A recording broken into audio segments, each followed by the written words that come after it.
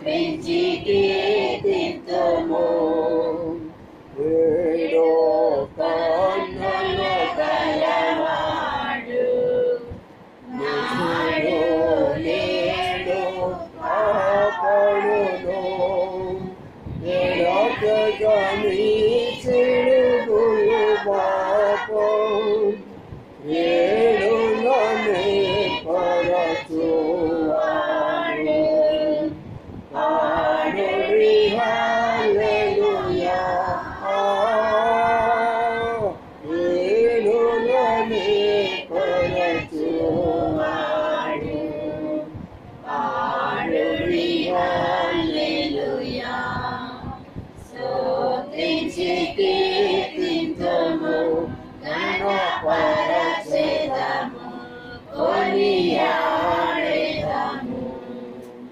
ఆదరించి కాపాడువాడు యేసువాడు ఆదరించి కాపాడువాడు యేసువాడు స్తుతించి కీర్తింతుము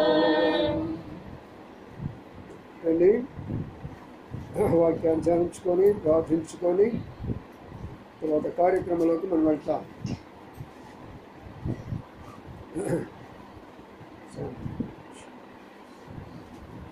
కీర్తన గ్రంథంలో ఒక మాట ఉంటుంది. కీర్తనలు సమపెట్ల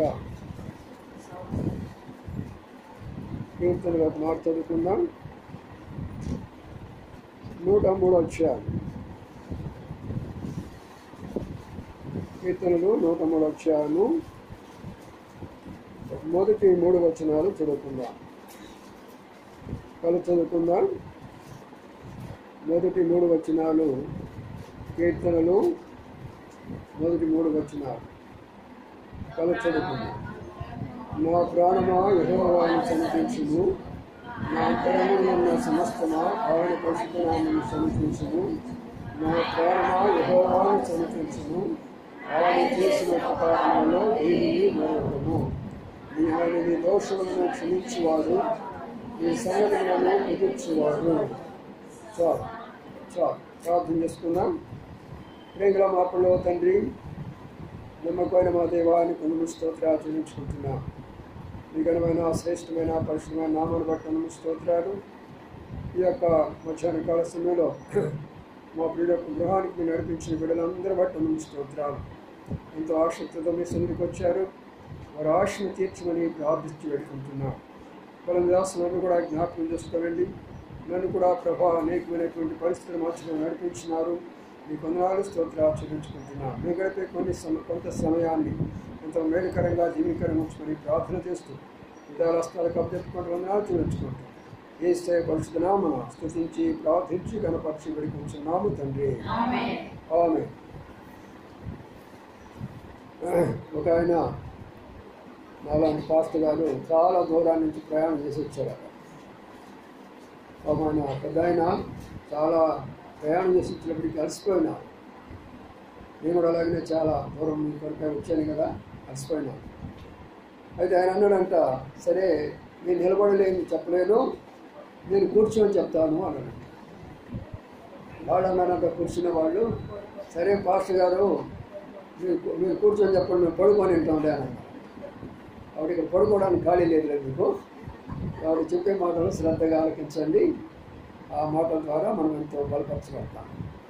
ఇక్కడ మనం గమనిస్తే నా ప్రాణమా యెహోవాను సన్నిధించుము అంటున్నాను.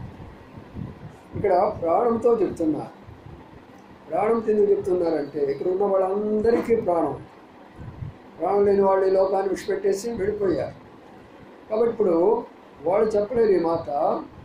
ఎవరు చెప్తారంటే ఎవరికైతే ప్రాణం ఉన్నదో వారు చెప్పాల్సిన మాట ఏంటంటే, అయ్యా ఈ రోజు వరకు కూడా నేను బ్రతికి ఉన్నాను అంటే భూమి మీద అది దేవా నీ కృప, నీ దయ, నీ ప్రేమ.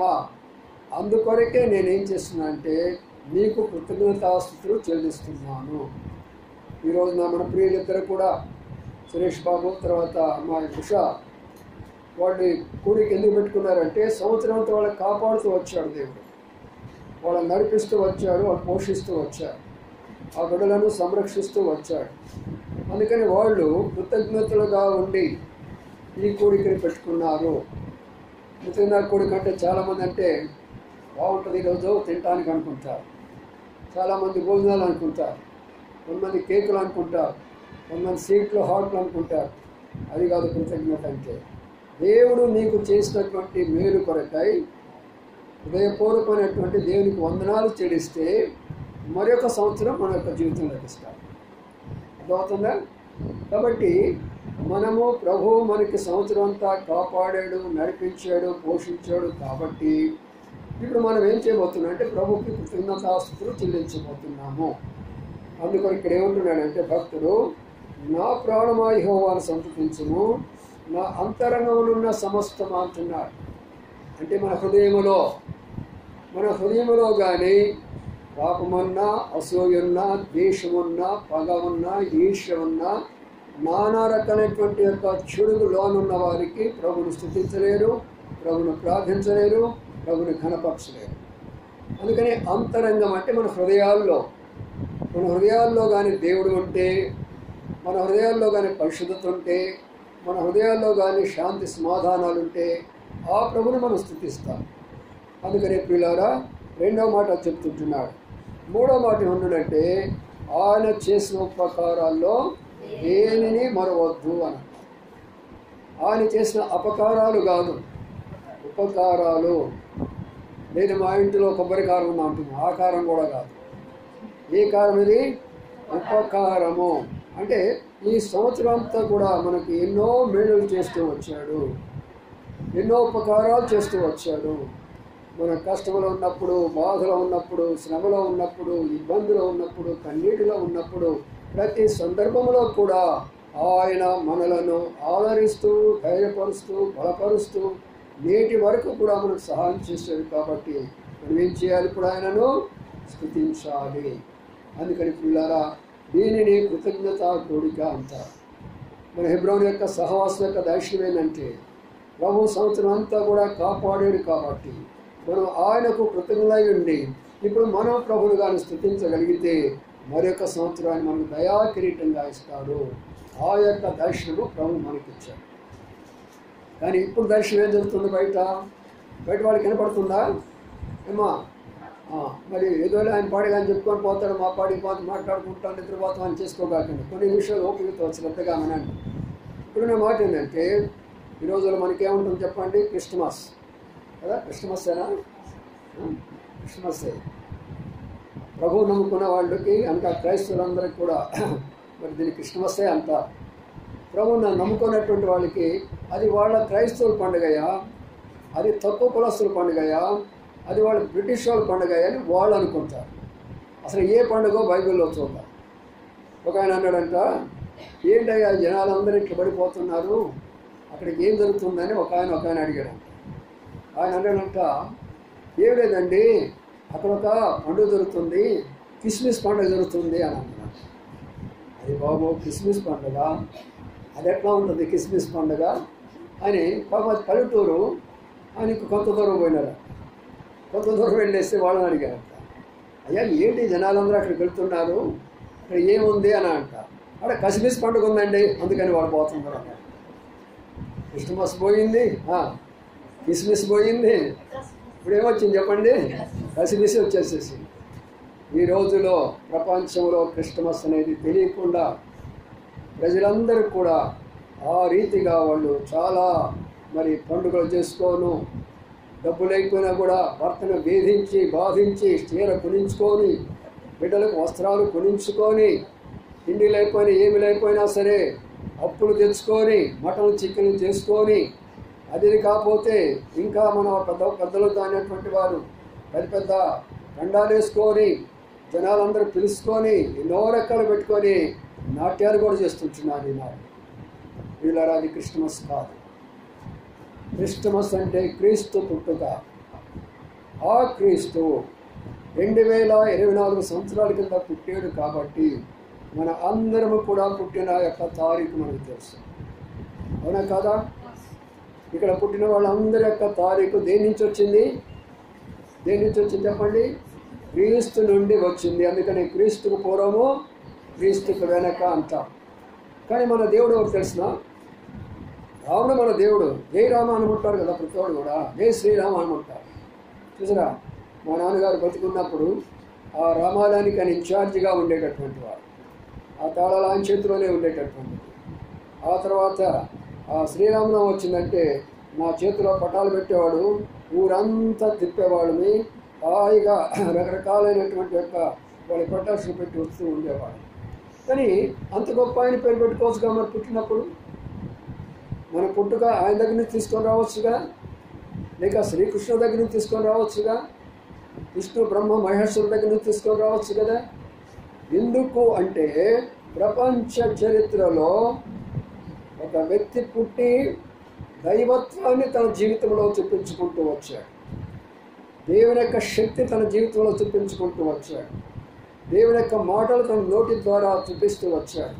తన కార్యాల్లో దైవత్వం చూపిస్తూ వచ్చాడు. తన పుట్టుకలో దైవత్వం ఉన్నది, తన యొక్క మరణంలో దైవత్వం ఉన్నది. తిరిగి లేచి ప్రపంచానికి నేనే దేవుడిని చెప్పుకునే స్థాయిలో ఒకే ఒక ఆయన ఉన్నాడు, ఆయన యేసుక్రీస్తు ప్రభువు. అందుకని ప్రియమైన సోదరి సోదరులారా, ఆయన వచ్చినటువంటి ఉద్దేశము నీ జీవితంలో, నా జీవితంలో, మన కుటుంబ జీవితంలో కానీ జరిగినట్లయితే అది హ్యాపీ క్రిస్మస్ అంట. అది జరగకుండా నువ్వు ఎన్ని డ్యాన్స్ వేసుకున్నా, ఎన్ని పట్టు వస్త్రాలు కట్టుకున్నా, ఎన్నిసార్లు చర్చికి పోయినా ఏమీ లాభం లేదు.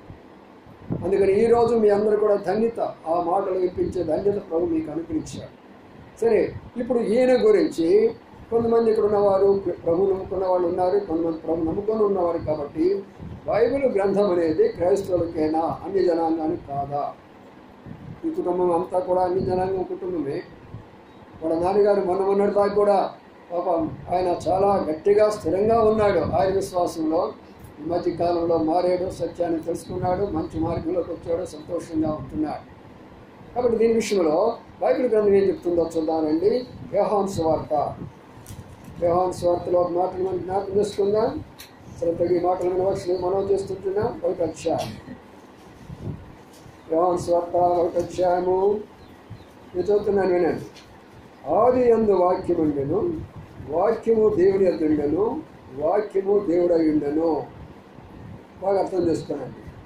4వ వచనం, ఆయనలో జీవం ఉండెను, ఆ జీవం మనుషులకు వెలుగై ఉండెను, ఆ వెలుగు చీకటిలో ప్రకాశించినది కానీ చీకటి దానిని గ్రహింపకుండెను. తర్వాత 14వ వచనం, ఆ వాక్యము శరీరధారి అయి కృపాసత్య సంపూర్ణుడుగా మన మధ్య నివసించెను, తండ్రి వల్ల కలిగిన అద్వితీయ కుమారుని మహిమ వలె మనము ఆయన మహిమను కనుగొంటిమి. మాట చూసారా? ఆది యందు వాక్యమున్న, ఆది అంటే ఏంటి? మానవులందరూ పుట్టక మునిపే, ఈ జంతువులు, పశువులు, పక్షులన్నీ కూడా పుట్టక మునిపే ఒక శబ్దం అనేది మనకుంటూ ఉన్నది. అదే ఈ వాక్యము. దేవుని యొక్క మొట్టమొదటి రూపం ఏంటంటే వాక్యము, శబ్ద రూపము. ఆయన 2వ రూపం ఏంటంటే ఆత్మస్వరూపుడు. ఆయన 3వ రూపం ఏంటంటే ఆయన మహిమా స్వరూపుడు. ఆయన 4వ రూపం ఏంటంటే మానవ స్వరూపుడు. ఇలాగా అనేకమైన రూపాలు ఆయనకు ఉంటాయి. కానీ ఇప్పుడు ఒక మాట మనం జ్ఞాపకం చేసుకున్న మాట అంటే ఆది యందు వాక్యముండెను అని ఒక శబ్దం ఉన్నది. ఆ శబ్దములో నుంచే దేవుడు వస్తూ ఉంటున్నాడు. నేను వచ్చేటప్పుడు చాలా దేవాలయాలు చూస్తూ వచ్చాను వరుసగా. ఇంతకుముందే తెలియదు, కానీ మీ మధ్య చూసి నేను చాలా ఆశ్చర్యపడ్డాను. చాలా వచ్చినాయి రా బాబు ఇక్కడ అనుకుంటూ వచ్చాను నేను. ఎందుకంటే వారు ప్రతి ఒక్క గుడిలో కూడా ఒక శబ్దం వినపడతా ఉంటుంది ఉదయం లేచిన వెంటనే. ఏంటి ఆ శబ్దం తెలుసా? ఓం అనే శబ్దం. అది ఆది యందు వాక్యం అంటే ఆ శబ్దమే. ఆ శబ్దము ఓం అనే శబ్దములో, ఓం అంటే దాని అర్థం ఏంటంటే ఓంకారుడు అనగా శబ్ద స్వరూపుడు. కాబట్టి ఈ శబ్ద స్వరూపుడు రావాలన్నప్పుడు అక్కడ మొత్తము స్వయంభవుడు అనే అర్థం వస్తున్నది. కాబట్టి ప్రియులారా, ఇక్కడ ఉన్నటువంటి అన్ని జనాంగమైన వారు మీరు కూడా అర్థం చేసుకున్నారు. దేవుడు ఎవరో కాదు, క్రైస్తవులకే కాదు దేవుడు, ఆయన అన్ని జనాంగాలకు కూడా దేవుడే. అందుకని ఏమంటున్నాడంటే ఓంకారం రావాలన్నప్పుడు అది సంస్కృత పదం, అది దానిలో నుంచి 3 భాగాలు వస్తాయి. ఏమిటంటే అకారము, ఉకారము, మకారము అని. ఈ 3 కారాలు కలిపినప్పుడు ఓంకారం అవుతుంది. ఓంకారం అన్నప్పుడు స్వయంభవుడు అవుతున్నాడు. దానినే సృష్టికర్త, స్థితి, లయము అంటారు. అంటే సృష్టిని చేసినటువంటి వాడు, సృష్టిని కొనసాగించేవాడు, సృష్టిని. కాబట్టి ఆయన ఆది యందు వాక్యం ఉండి ఆయన వెలుగు స్వరూపుడని మనం ఇక్కడ చూస్తూ వచ్చాం. ఆయన స్వరూపం ఏంటి చెప్పండి? వెలుగు రూపము. మరి ఎందుకు ఆయన వెలుగు? ఆయన వెలుగు ఏమిటి? మనకు అందరు కూడా వెలుగు ఉన్నది కదా. మరి ఆయన ఎందుకు చెప్పుకున్నాడు ఆయన మాట వెలుగు అంటే? దాని అర్థం ఏంటంటే ఆ వెలుగు మానవుల యొక్క వెలుగు కాదు. ఆ వెలుగు దగ్గరకు అనేక మంది చీకటిలో ఉన్నవారు వస్తూ వచ్చారు. ఏమిటి ఆ వెలుగని మనం చూస్తే ఆయనలో ఉన్న ప్రేమ. ఆ ప్రేమను చూసిన కారణం చేత పేదవారు ఆయన దగ్గరికి వచ్చారు, వ్యాధిగ్రస్తులు ఆయన దగ్గరికి వచ్చారు, దయ్యాలు పట్టిన వాళ్ళు ఆయన దగ్గరికి వచ్చారు, అనేకమైనటువంటి సమస్యలు కలిగిన వారు అందరూ కూడా ఆయన దగ్గరికి వస్తూ వచ్చారు. ప్రతి ఒక్కరిని కూడా దగ్గరికి తీసుకున్నాడు. ప్రతి ఒక్కరిని కూడా కౌగిలించుకున్నాడు. ప్రతి ఒక్కరికి కూడా ఆహారం ఇచ్చాడు. ప్రతి ఒక్కరి యొక్క కన్నీరు తుడిచాడు. ఎటువంటి పాపం చేసిన వారైనా ఆయన పాదాల మీద మండడం, కుమార్తె లెమ్మని చెప్పేసి ప్రేమతో పైకి లేపిన వాడుగా కనబడుతుంటున్నాడు. మరి నా ప్రియమైన సోదరి సోదరులారా, ఆయనలో ఉన్న వెలుగది.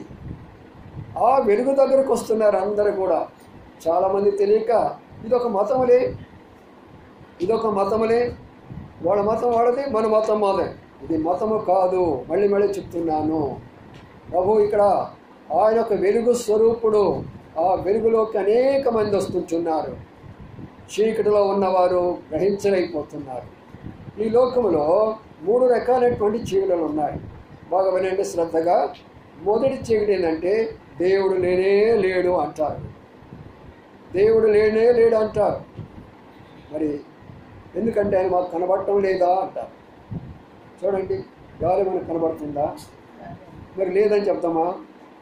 మన మెదడు మనకు కనబడుతుందా? లేదని చెప్తామా? కాబట్టి ప్రియులారా, కనబడనంత మాత్రాన లేదని చెప్పుకోవడానికి వీలు లేదు. ఎందుకంటే మానవునికి ఎంత గ్రహింపు ఉందనంటే కొంచెమే గ్రహింపు ఉంటుంది. అందుకని వాళ్ళంతా నాస్తికులైపోయి అదొక చీకటి వాళ్ళలోకి వెళ్ళిపోయింది. ఇప్పుడు ఈ ప్రభువారు జన్మించిన ఉద్దేశం ఏంటంటే, అరే నాస్తికులారా, మీ నాస్తికత్వంలోంచి బయటికి రావాలా, అందుకొరకే నేను మీ కొరకే ఈ లోకంలో జన్మించాను అన్నారు. కొన్ని సంవత్సరాల కిందట మరి రష్యా ప్రాంతం జరిగిన సంగతి చెప్తున్నారు. అక్కడ వాళ్ళందరూ కూడా కమ్యూనిస్టు, దేవుడు లేడనేటటువంటి వాడు.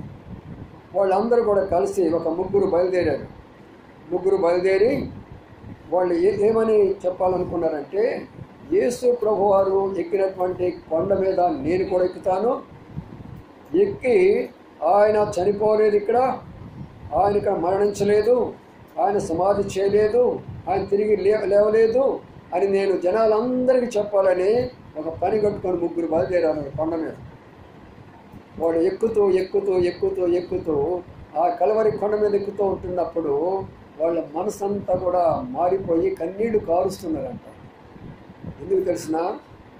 అయ్యా, ఈ కొండెక్కలేక ఇంత ఇబ్బంది పడుతున్నాం మేము, ఈ కొండెక్కలేక ఎంత బాధగా ఉన్నది మాకు, ఈ కొండెక్కలేక మాకు కన్నీళ్ళు వస్తున్నాయి, ఆయాసం వస్తుంది, దుఃఖం వస్తున్నది, ఏమి లేకుండా మేము ఈ వయసులో ఉన్న వాళ్ళని ఎక్కలేకపోతే ఆ సిలివేసుకొని నువ్వు ఎలాగెక్కేవయ్యా ఈ కొండ, నిజంగా నీ అంత గొప్పవాడు ఎవరున్నారని తీరా కొండ మీద పోయినప్పే అందరూ మోకాళ్ళుని ప్రభు దగ్గర పశ్చాత్తాపడ్డారు. ప్రియమైన సోదరి సోదరులారా, యేసయ్య ఎవరో చెప్పండి. ఎవరి జీవితంలో దేవుడు లేడనే నాస్తికత్వం అనేటటువంటి వారికి వెలుగునిచ్చే దాని కొరక ఈ లోకానికి వచ్చాడు. డ్యాన్స్లు వేసుకునే దాని కొరకు కాదు, లేకపోతే మన ఇళ్ళ ముందు పెద్ద పెద్ద నక్షత్రాలు పెట్టుకోవడానికి కాదు, ఇంటిలో చెట్లు పెట్టుకోవడానికి కాదు, లేక దండలు కట్టుకోవడానికి కాదు ఆయన వచ్చింది. మనలో ఉన్న చీకటి పోగొట్టే దాని కొరక ఆయన వచ్చాడు. సరే, మరొక విషయం చెప్తున్నాను. వారందరూ కూడా పశ్చాత్తాపడి కిందకు వచ్చేసారు. పశ్చాత్తాపడి కిందకు వచ్చేస్తే అక్కడ వాళ్ళందరూ కూడా కాన్ఫరెన్స్ పెట్టుకున్నారు. ఏం కాన్ఫరెన్స్ పెట్టుకున్నారంటే, మనోళ్ళు రష్యాలో జరుగుతున్న విషయం. మనోళ్ళు వెళ్ళారు, ఆ కొండెక్కారు, ఇప్పుడు కింద దిగేశారు. వాళ్ళు చెప్పబోతున్నారు యేసు ప్రభు పుట్టలేదని, మనం అంతా రెడీగా ఉండండి అని పెద్ద మీటింగ్ పెట్టుకున్నారు. అప్పుడు వాళ్ళు లేచి చెప్పిన మాట ఏంటంటే, మేము వెళ్ళిన మాట వాస్తవమే, అయితే మేము అక్కడికి వెళ్ళిన తర్వాత ఆ కల్వరి కొండ ఎక్కేటప్పుడు నిజంగా మా హృదయంలో ఏం పని చేసిందో కానీ మా హృదయాలన్నీ మారిపోయినాయి. మా హృదయాల్లో శాంతి సమాధానం వచ్చింది. అంతేకాదు ఆయన పడినటువంటి శ్రమ కూడా మా యొక్క కళ్ళకి కట్టుకట్టినట్టు అయిపోయింది. యేసు ప్రభువారు చనిపోయినాడు, తిరిగి లేచినాడు, ఇది నేను కనుక్కున్న సత్యం అని అన్నారు. అక్కడ వాళ్ళందరూ కూడా ఆశ్చర్యపోయినారు. ఏంట్రా ప్రభుకి వ్యతిరేకంగా చెప్తానంటే ఇలాగ చెప్తున్నాడు వీళ్ళు.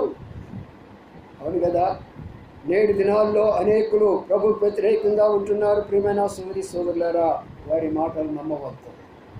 మనలో ఉన్న చీకటిని పోగొట్టుకోవడానికి కొరకై ఆయన ఈ లోకానికి వచ్చే విషయాన్ని మనం జ్ఞాపకం చేసుకోవాలి.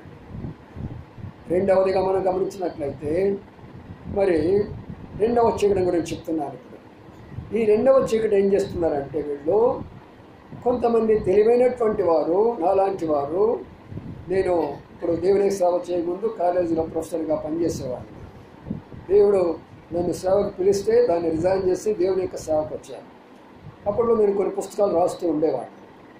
అలాగనే మనలో ఉన్నటువంటి కొంత చదువుకున్నటువంటి తెలియగలవారు కొన్ని పుస్తకాలు రాసి ఆ పుస్తకాల ప్రకారము ఆ దేవుళ్ళను సృష్టించి ఆ దేవుళ్ళ పేర్లు వాళ్ళు పెట్టేసేసి ప్రజలందరినీ కూడా అక్కడికి నడిపించేసి వారి పాపం నుంచి వారికి విముక్తి కలుగు చేయలేకపోతున్నారు. అందుకనే ఈనాడు చదువుకున్న వారైనా, గొప్పవారైనా, పేదవారైనా, ధనవంతులైనా, ఎంత గొప్పవారైనా సరే వారి పరిస్థితులు ఎలాగా ఉన్నదని మనం కానీ గమనిస్తే పిల్లారా, ప్రతి ఒక్కరు కూడా అక్కడికి వెళ్ళటము, అక్కడ మొక్కుకోవటము, మరి వాళ్ళు చెప్పిన రీతిగా చేయటం వస్తున్నారు.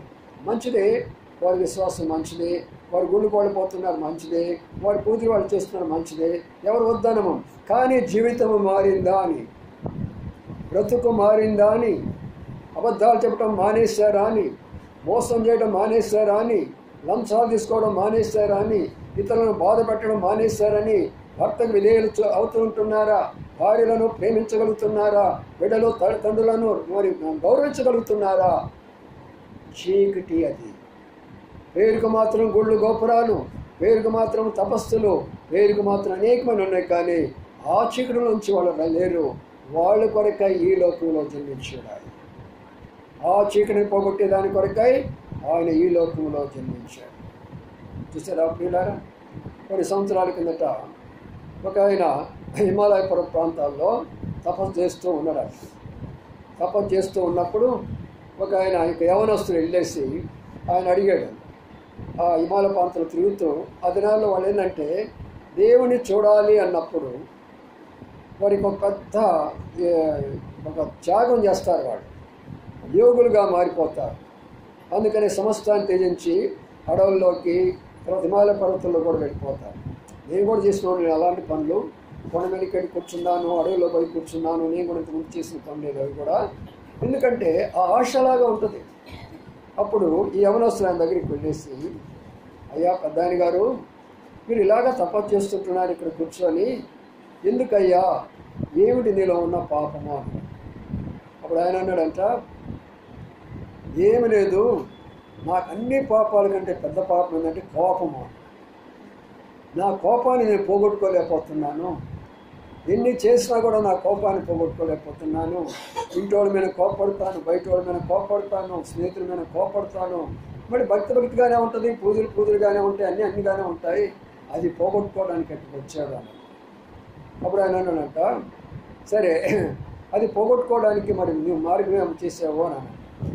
అప్పుడు ఆయన అన్నట, ఏమి లేదు, నేను దాని కొరకు ఏం మార్గం చేశానంటే, ఇదిగో ఇక్కడ ఒక మంచి దుప్పటి ఉంది, దుప్పటి కింద అన్ని ముళ్ళు ఉంటాయి, చిన్న ముళ్ళు పెట్టుకున్నాను.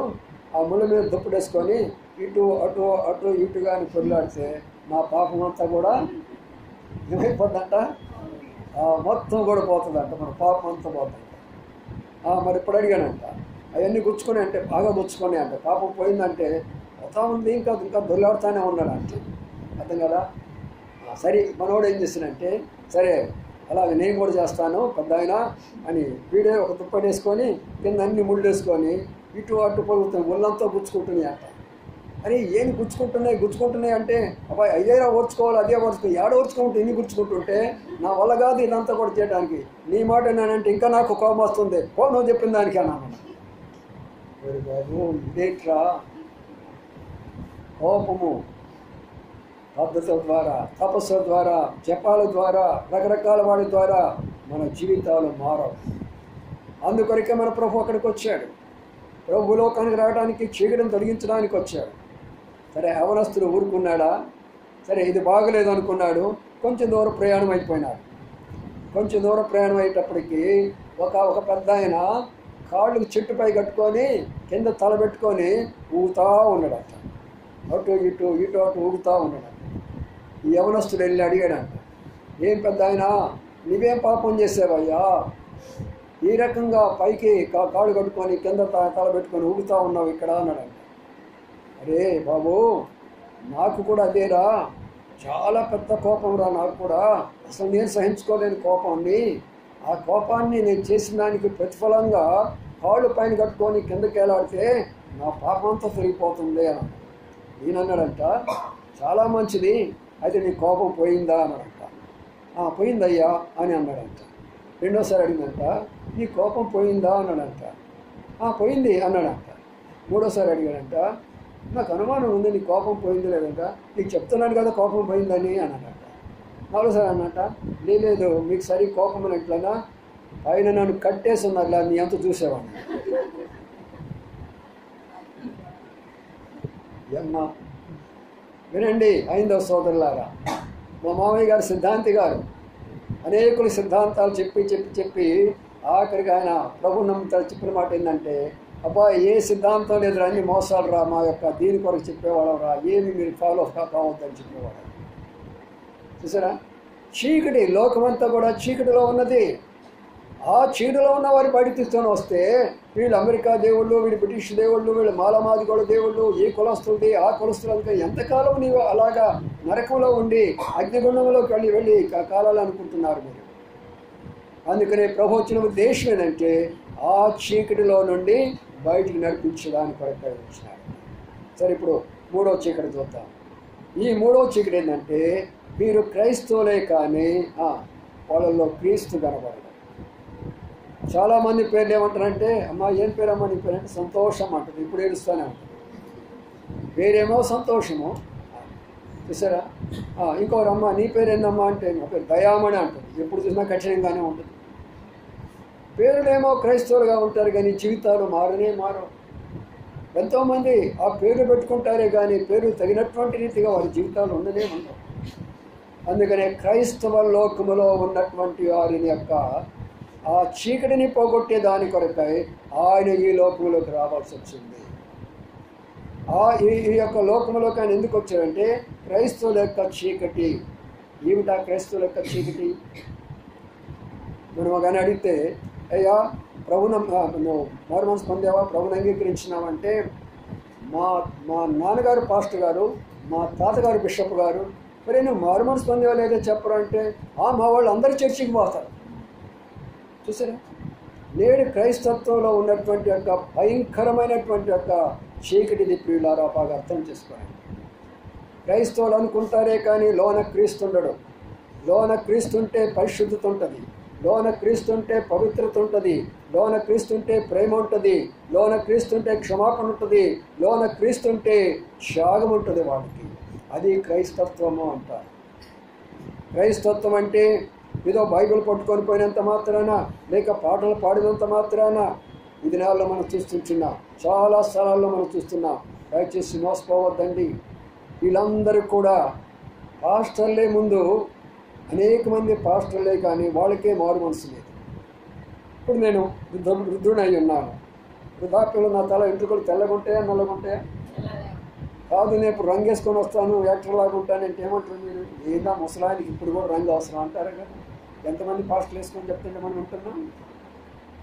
మారు మనసు లేనటువంటి పాస్టర్లు, చీకటిలో ఉన్నటువంటి దైవ సేవకులు, అందుకనే చాలామంది క్రైస్తవులను వాళ్ళు తప్పుదారి పట్టించి పరలోకానికి పోకుండా చేస్తున్నారు. మనం చాలా జాగ్రత్తగా ఉండాలి. యేసు ప్రభువు వచ్చింది ఎందుకంటే క్రైస్తవులు అనుకున్న వారిలో ఎవరైతే క్రైస్తవులు ఉన్నారో వాళ్ళు క్రీస్తు కనబడాలా. వారు క్రీస్తు కనబడితే అప్పుడు వారు అర్థమైపోతారు. ఒక ఆయన రోడ్డు మీద పోతూ పాపం చాలా పేదవాడు, ప్రభువు నమ్ముకున్నవాడు. ఆయన ప్రభువు నమ్ముకుంటూ పేదరికంలో ఉండి ఒక ధనవంతుడి దగ్గరికి వెళ్ళాడు. ధనవంతుడి దగ్గరికి వెళ్ళేసి, అయ్యా ఆకలి అవుతుంది అయ్యా, ఏమన్నా పెడతావయ్యా అని చెప్పేసి చేయి చాపాడు.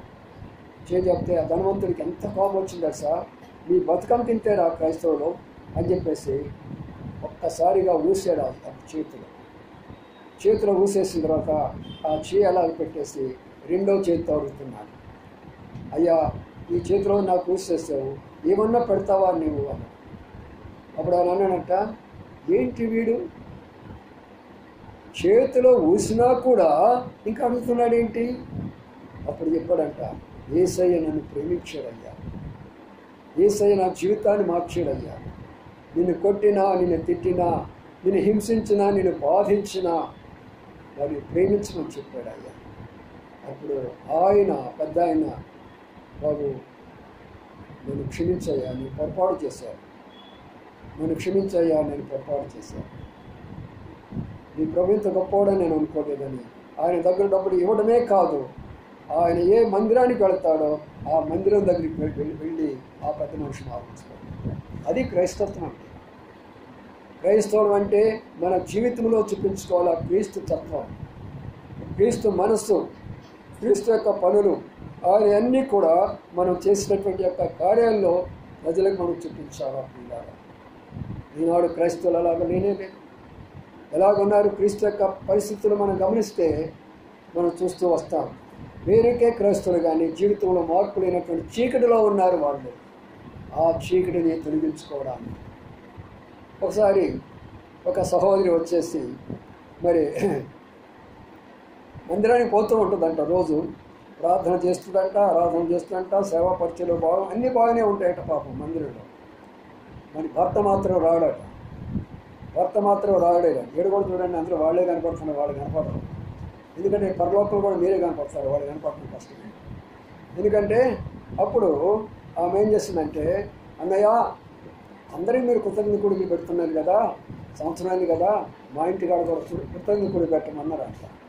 అమ్మ తప్పనిసరిగా పెడతాంరా అని చెప్పేసి కృతజ్ఞత కూడికి పెట్టాలంటే అప్పుడు ఆమె వెళ్ళి భర్తతో చెప్పిందంట, ఇవ్వండి సాయంకాలము దైవ సేవకులు మన ఇంటికి వస్తున్నారు, మన కృతజ్ఞత కూడికి వస్తుంది, ఈరోజు మీరు ఏమి చెప్పినా కూడా మొత్తం నేను చేస్తానండి అని.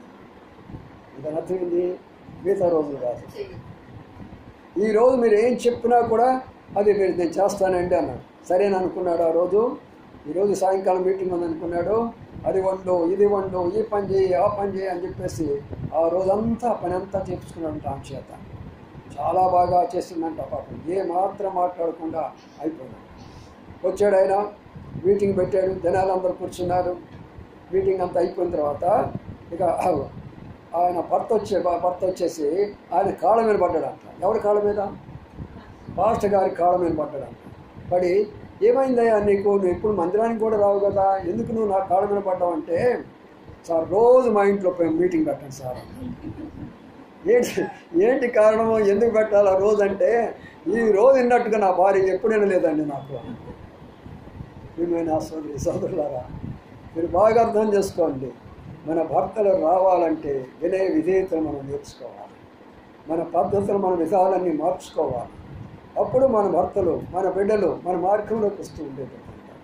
అందుకనే నా కుటుంబంలో మా నాన్నగారు ప్రభువుని అంగీకరించలా, మా అమ్మ ప్రభువుని అంగీకరించలా, మా అన్నయ్య మా అక్కయ్య ప్రభువుని అంగీకరించలా, నేనే ప్రభువుని అంగీకరించాను.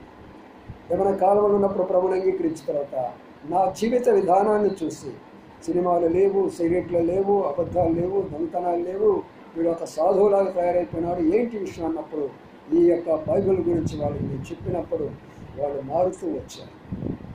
ఈనాడు తల్లిదండ్రులై ఉండి బిడ్డలు మనం మార్చుకోలేకపోతున్నాం. నేను ఒక కుమారుడుని నా కుటుంబం మొత్తాన్ని మార్చుకున్నాను. ఎందుకు చెప్తున్నాను ఈ విషయం అంటే, నామకార్థమైన చీకటిలో నుంచి మనం బయటకు నడిపించడానికి ఆకాశంలో ఏం కనబడుతుంది చెప్పండి? నక్షత్రం కనబడుతుంది. ఆకాశం నక్షత్రం అంటే ఇంతకుముందు వచ్చిన వాడికి చెప్పాను ఇంకొక మీటింగ్లో.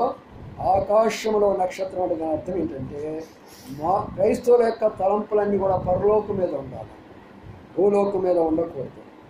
భూలోకం వైపు చూడకూడదు మనం, పరలోకం వైపు, దేవుని వైపు, ఆ యొక్క దూతల వైపు. అదే ఆకాశంలో నక్షత్రం. రెండవదిగా ఆ నక్షత్రము అనేకులు నడిపిస్తుంటున్నది. కాబట్టి ప్రతి క్రైస్తవులు కూడా అనేకులను మంచి మార్గంలోకి మనం నడిపించాలి, అనేకులు మంచి మార్గంలో నడిపించాలి. మిమ్మల్ని అందరూ చూస్తున్న నాకు చాలా సంతోషంగా ఉంది. ఎందుకంటే అమ్మాయి ఉషా ఆ యొక్క పని, తన యొక్క పరిచర్య, తన యొక్క మరి సాక్ష్యాన్ని బట్టి కదా మీరు అందరూ ఇంతమంది ఇక్కడికి రాగలిగినారు. అనేకులు మనం ఇక్కడ నడిపిస్తే రేపు అక్కడ పోయినప్పుడు ఏమొస్తుంది తెలిసిన? ఇదిగో కుమారి కుమార్తెరా, నీ కొరకు ఉంచిన బహుమానం, నీ కొరకు ఉంచిన కిరీటము, నీ కొరకు ఉంచినటువంటి బిల్డింగు చక్కగా ఉంటుంది, రమ్మని ప్రభు పిలుస్తాడు. అక్కడ ఇక్కడ బాగా తిన్నాము, తిరిగాము, మేము క్రైస్తవులు అనిపించుకున్నాము, గుడికి పోయినాము అంటే లాభం లేదు. అందుకని నేటి దినాల్లో అనేకులు ఎలాగా ఉన్నారు అంటే కేవలము నామకార్థమైనటువంటి క్రైస్తవ జీవితంలో ఉంటున్నారు. ఆ చీకటిలోంచి బయటికి రండి. ఒక ఇంటిలో ఒక పేదామె ఇంట్లో పనిచేస్తుందంట. ఇప్పుడు క్రైస్తవులు అందరూ కూడా జాగ్రత్తగానండి. అన్యులు చెప్పే విషయాలు అన్యులు చెప్తూ వచ్చాను, మరి ఉన్నటువంటి సర్వసత్యాలు మీతో చెప్తూ వచ్చాను. ఇప్పుడు మనం క్రైస్తవులు అనుకునేవాళ్ళు, దేవుని నమ్ముకునేవాళ్ళు మీరు శ్రద్ధగా ఉన్నారు. ఇప్పుడు జరుగుతున్న విషయం ఏంటంటే అక్కడ ఆ యొక్క ప్రభు నమ్ముకున్నామా, ఆ చర్చిలోనే పెద్దరికం కలిగినటువంటి ఆమె, చర్చికి పెద్దామె, చర్చిలో ధనవంతురాలు, మంచి పేరు కలిగినటువంటి ఆమె ఇంటిలో ఒక పేదరాలు ఆ ఇంటిలో పనిచేస్తున్నారు. ఆ పేదరాలు ఇంట్లో పనిచేస్తూ ఉన్నప్పుడు ఆమె ఆ పెద్దామె చర్చికి డబ్బు ఇచ్చింది, చర్చికి చాలా మరి ఖర్చు పెట్టేది, మంచి పేరు తెచ్చుకున్నది అక్కడ. ఈ పేదమ్మాయి కూడా ప్రభు నమ్ముకుంది. ఈ పేదమ్మాయి కూడా మరి ప్రభువులో ఉంటూ ఉండేది, ప్రార్థన చేసుకుంటూ ఉండేది అంతే. ఆ తర్వాత ఆ ధనవంతురాలికి ఒక కల వచ్చింది. ఆ కలలో ఆ రాత్రి ఆమె పరలోకం పోయినట్టు కల వచ్చిందంట. పరలోకం పోయి అడుగు పెట్టడంతోనే ఒక పెద్ద బిల్డింగ్ తలతలా మెరుస్తూ ఉందంట. ఏంటి ఆ బిల్డింగ్ అని చూస్తే ఆ బిల్డింగ్ పైన ఒక ప్లేటు, ఆ నేమ్ ప్లేట్ ఒకటి రాసి తన ఇంటిలో పనిచేసే అమ్మాయి యొక్క పేరు రాశారంట. అర్థమవుతుందా? తన ఇంటిలో పనిచేసే అమ్మాయి పేరు అక్కడ రాశారంట. అప్పుడు అనుకున్నట్ట, వా, నా ఇంటిలో పనిచేసే అమ్మాయికి ఎంత బిల్డింగ్ ఉన్నప్పుడు నాకెంత పెద్ద బిల్డింగ్ ఉండొచ్చు అని చెప్పేసేసి ఆ వీధి గుండా ప్రయాణం చేసి వెళుతూ ఉందంట. అన్నీ చూసుకుంటుంటే ఆ పేరు ఎక్కడ కనపట్టలా, ఏ బిల్డింగ్ మీద కనపట్టలా. చివరికి ఒక చిన్న రేకుల షెడ్ ఉందంట. ఆ రేకుల షెడ్ మీద ఏం చేశారంటే ఆమె పేరు ఉందంట. అరే, నా పేరేంటి రేకుల షెడ్ మీద ఉంటుంది, నా ఇంట్లో పనిచేసే అమ్మాయి ఎలా ఇక్కడ ఉంటుంది, ఏమిటి ఇందులో ఉన్న రహస్యం అని అనుకున్నట్ట. అని ఒక దేవదూతను పిలిచి, దేవదూత, అక్కడ బిల్డింగ్ ఉండడం కరెక్టే, ఇక్కడ రేకుల షెడ్ ఉండడం కరెక్టే, కానీ నేమ్ ప్లేట్ ఉందే, పేరు రాసిన ప్లేట్ ఉందే, ఈ ప్లేట్ అక్కడ ఉండాలా, ఆ ప్లేట్ ఇక్కడ ఉండాలా. అప్పుడు దేవదూత చెప్పింది, అలాంటి మోసాలు, అబద్ధాలు, పొరపాట్లు భూలోకంలో జరుగుతాయి కానీ పరలోకంలో జరగవు. అవునా? అప్పుడు నేను చర్చికి డబ్బు ఇచ్చాను, నేను చర్చిలో పెద్దదాన్ని, చర్చిలో నాకు పేరు మోసినటువంటి ఉంది, మరి నాకు లేనటువంటి బిల్డింగు నా ఇంట్లో పనిచేసే ఆమెకి ఎలాగొచ్చింది? ఇప్పుడు అందుకున్నట్ట నీ ఇంటికి ఎంతమంది వచ్చారో వాళ్ళందరి కొరకై, ఆ యొక్క పని మనిషి నీ కొరకై, నీ కుటుంబం కొరకై, వచ్చిన వాళ్ళ కొరకై కన్నీరు కార్చి ప్రార్థించింది. ఆ కన్నీరు ప్రార్థన ద్వారానే ఇంతమంది నీ ఇంటికి రాగలిగినారు, ఇంతమంది దేవుళ్ళకి రక్షణ పొందారు. అందుకనే ఆ అమ్మాయి పని అంతా కూడా రహస్యమైనటువంటి పని కాబట్టి, ఆ రహస్యమైన పని అంతా కూడా పరలోకంలో ఉన్నది కాబట్టి ఆ అమ్మాయికి అంత బిల్డింగ్ ఉన్నది. నువ్వు చేసినటువంటి పని అంతా కూడా ప్రజలకు చూపించుకోవాలని, నీ గొప్పతనం కొరకై నీ డబ్బు అంతా కూడా ఇచ్చేసి నువ్వు చేసుకున్నావు కాబట్టి దానివల్ల ఉపయోగం ఏముంది? ఒక్కసారి లేచి కూర్చుందంట. కల కదా అదంతా కూడా అనిపించింది, కల కదా, రాత్రి అంతా మంచి కల కదా వచ్చింది. ఒక్కసారి లేచి కూర్చుందంట. లేచి కూర్చొని పని మనిషి పిలుస్తున్నాడు. ఇట్లా అని అన్నాడు. ఏంటి అమ్మగారు అని అంట. ఏం చేస్తాను రోజు ఇంట్లో అన్నాడంట. ఆ అమ్మాయి పడిపోయిపోతుంది. నేనేం చేశాను, లేదు చెప్పు నువ్వేం చేస్తున్నావో. అమ్మ నేనేం చేయనమ్మా, ఏం చేయ, నువ్వు చెప్పిన పనే చేస్తూ ఉంటానమ్మా. కాదు నువ్వేం చేస్తావో చెప్పు. ఏం లేదమ్మా, వచ్చే వాళ్ళందరి కొరకై ప్రార్థన చేస్తాను. వాళ్ళకి టీ ఇచ్చినప్పుడు, వాళ్ళకి భోజనం పెట్టినప్పుడు, వాళ్ళకి ఏం పెట్టినా కూడా వాళ్ళ కొరకై ప్రార్థన చేస్తానమ్మా. అవునా, నాకు ఇప్పుడు నువ్వు చెప్పలేదే. అప్పటి నుంచి అమ్మగారు కూడా ఆ ప్రార్థన జీవితంలోకి వచ్చింది.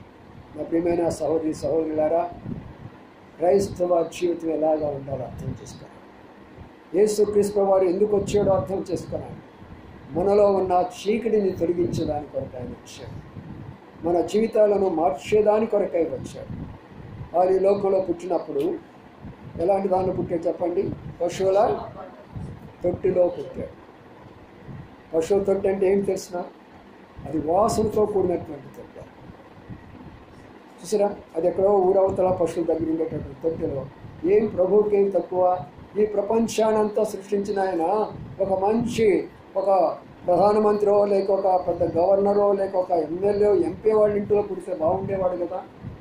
మరి ఎందుకు అలాగ పుట్టాడు? ఈ పశువులకు తోటి ఏం చేస్తుందంటే, వారు ఎంత పెద్దవారైనా, వారు ఎలాంటి వారైనా, వారి హృదయాలంతా కూడా పాపమనే వాసనతో ఉంటాయి. అబద్ధాలు, మోసాలు, దొంగతనాలు, వ్యభిచారాలు, అనేకమైనటువంటి చెడు అంతా కూడా నిండిపోతుంది వాళ్ళ హృదయంలో. అందుకని ఆయన అక్కడ పుట్టాడు కాబట్టి ఇప్పుడు అక్కడంతా కూడా ఏమొచ్చింది? సువాసన వచ్చేసింది. కాబట్టి ఎక్కడో ప్రభు పుట్టడం మనకెందుకు? మన హృదయాల్లో పుట్టాలి. ఎప్పుడైతే మన హృదయాల్లో పుడతాడో మన హృదయాలన్నీ కూడా పరిశుద్ధమైపోతా ఉంటాయి. ప్రతి ఒక్క హృదయము, వారు అన్యులైనా సరే, ప్రభు నమ్ముకోనటువంటి వాళ్ళు ఎవరున్నా సరే, ప్రభువా ఈరోజు నా హృదయంలోకి రాయ్యా, ఈరోజు నా హృదయంలోకి వచ్చినట్లయితే నా హృదయం అంతా కూడా పరిశుద్ధముగా చేయబడుతుంది. ఎప్పుడైతే మనం పిలుస్తామో ప్రియులారా, అప్పుడు ప్రభు మన హృదయంలోకి వస్తాడు. మనకు శాంతి, సమాధానం వస్తుంది. ఇక్కడ కూర్చున్న మీరందరం కూడా ఆ ప్రార్థన చేసుకున్నా, మన హృదయంలోకి రమ్మని మనం మొరపెట్టుకున్నాం. అందుకని ఆయన పశువుల పాకలో లేక పశువుల తొట్టిలో ఆయన జన్మించిన వాడు ఉన్నారు. అది మనకే కాదండి. హిందూ గ్రంథంలో ఏమన్నా తెలుసా? ఓం కన్యసుతాయ నమః అన్నారు. అంటే ఓంకారస్ అనగా స్వయంభవుడైనటువంటి దేవుడు కన్యకు సుతుడుగా పుట్టాలి. కన్య కనుక పరిశుద్ధురాలు. ఆ పరిశుద్ధురాలుకి ఆయన కుమారుడుగా పుట్టాలి అని అన్నాడు. కాబట్టి ఆయన కుమారుడుగా ఎందుకు పుట్టాడు? కొన్నిసార్లు మీతో చెప్తూ వచ్చారు. కుమార్ అంటే అర్థం ఏంటంటే, కు అనగా పాపము, మార్ అనగా హరించడము, అనగా పాపాన్ని హరించేవాడే ఈ లోకములోకి వచ్చాడు. అందుకనే కుమారన్ అనే మాట కనబడుతుంది. అందుకని మనము యెషయా గ్రంథములో మనకు శిశువు పుట్టెను, మనకు కుమారుడు అనుగ్రహించబడినాడు. ఆ కుమారుడే ఈ కుమారుడు, దేవుని కుమారుడే మనిషి కుమారుడుగా వచ్చాడు. అందుకని నా ప్రియమైన సోదరులారా, ప్రభువా నీవు అక్కడ జన్మించడం కాదయ్యా, నా హృదయంలో జన్మించు. ఈ రోజున ఎంత శ్రేష్టమైన మాటలు నాతో మాట్లాడుతూ వచ్చావు. క్రిస్మస్లో ఉన్నటువంటి అనేక రహస్యాలు నాతో చెప్తూ వచ్చావు. ప్రభువా నా చీకటంతా తొలగించి నా హృదయంలోకి వచ్చినట్లయితే అప్పుడు ప్రభు ఏమైపోతున్నాడు? మన యొక్క జీవితాల్లో శాంతి, సమాధానం ఇస్తాడు ప్రభు అన్నాడు. ఇంకో మాట కూడా చదువు ముగిస్తాను రండి. యోహాను సువార్తలోకి మారుతున్నాను. యోహాను సువార్త ముగిస్తున్నాను. మీకు కూడా అట్లా ఉంటుండొచ్చు, కొంచెం ఓపిక పట్టుకుండండి. యోహాను సువార్త 14వ అధ్యాయం. యోహాను సువార్త 14వ అధ్యాయంలో చదవండి. 27వ వచ్చింది.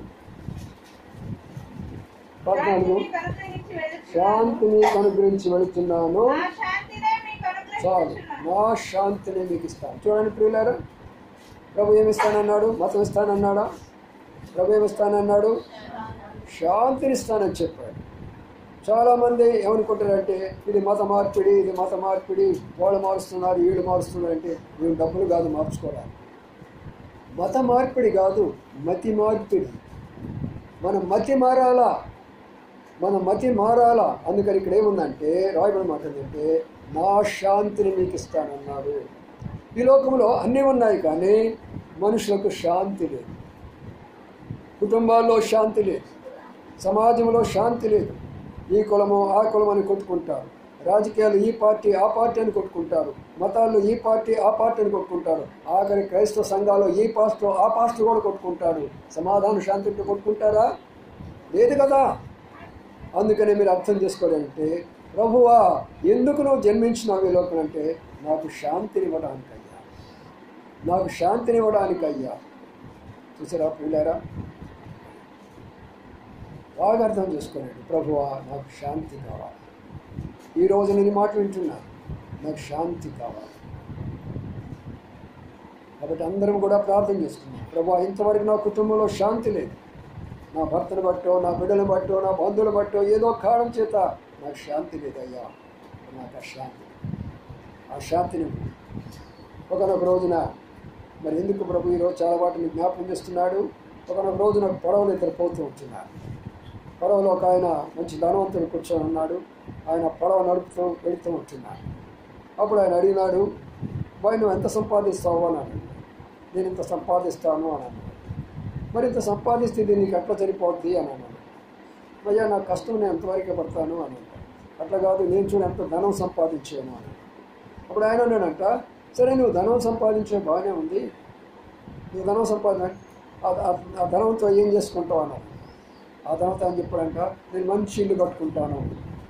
తర్వాత ఏం చేస్తావు అన్నట, మంచి వస్త్రాలు కట్టుకుంటాను. తర్వాత ఏం చేస్తాను అన్నట, మంచి భోజనం తెచ్చి పెట్టుకుంటాను. తర్వాత ఏం చేస్తామంట, మాకు కావాల్సిన బంగారాలన్నీ కొనుక్కునేవాడు.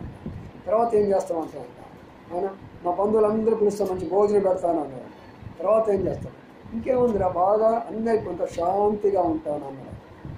ఈయన అన్నాడు, అదే శాంతిలో నేనున్నాను, హాయిగా నడుపుకుంటున్నాను, సాయంకాలం డబ్బులు వస్తున్నాయి, అవి తీసుకెళ్తున్నాను, నా భార్య బిడ్డ పెట్టుకుంటున్నాను, ప్రశాంతంగా పడుకుంటున్నాను, నాకు నీకు తేడైంది సార్ అన్నాడు. ఏ బాబు ఎంతున్నా ఇందులో శాంతి లేనటువంటి జనాలు. వీళ్ళారా లోకం యొక్క ధనాశ కొరకై మీరు ప్రయాసపడగాలి. లోకం మీకు శాంతినివ్వదు. ఏ యొక్క మీరు లోకంలో ఉన్న మనం పరిపాలించే పరిపాలకుల మీద ఆధారపడగాక, వాళ్ళు మనకు శాంతి ఇవ్వలేరు. ఈ లోకం